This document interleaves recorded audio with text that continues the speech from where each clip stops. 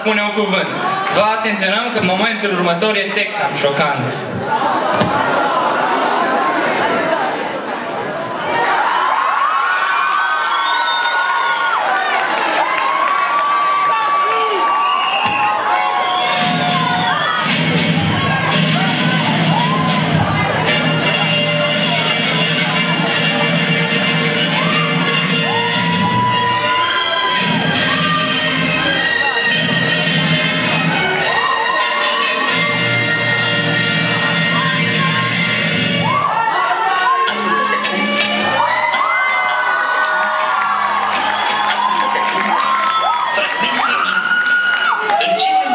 În această seară, inspirat în ceea ce văd în fața ochilor aici, femei frumoase, domnișoare frumoase, m-am gândit ca alături de soția mea, Lenuța Miro, vă rog să scuzați traducerea și să vă bucurați alături de mine.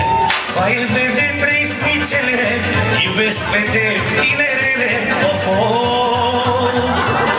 Le iubesc cu atâta drag, de le ies ochii din cap, ofo. Fata mea, zâna mea, inima mea, ce doresc, am zis-o dată pe lună. Dumnezeu să te bată, mama ta de fată.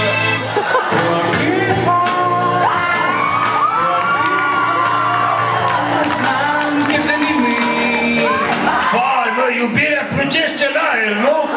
Mai avem nevoie și de... Spui cuvinte mari pe care nu le înțelegi înainte să pleci, ca să cheia să pleci.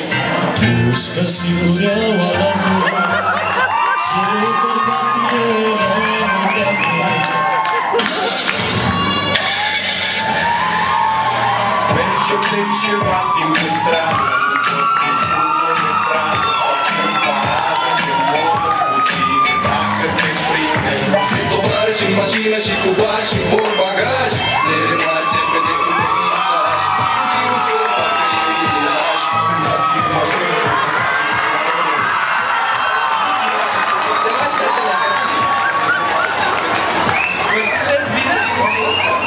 Am ales să fac asta, altceva n-a fost și vreau să fac bani din asta.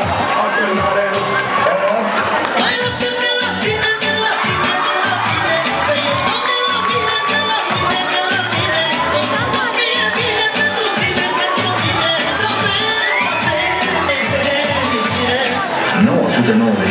euro. 26.613 lire sterline.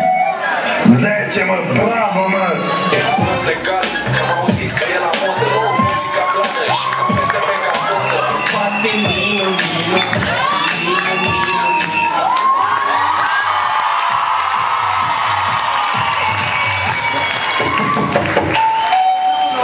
Sunt Adrian Minune.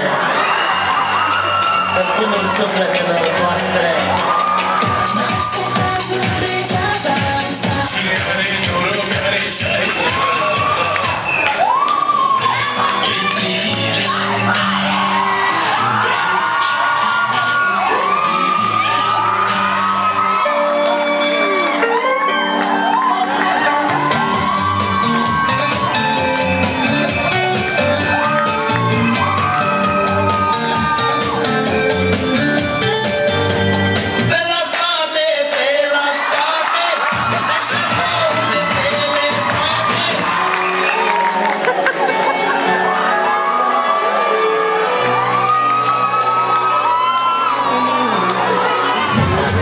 Am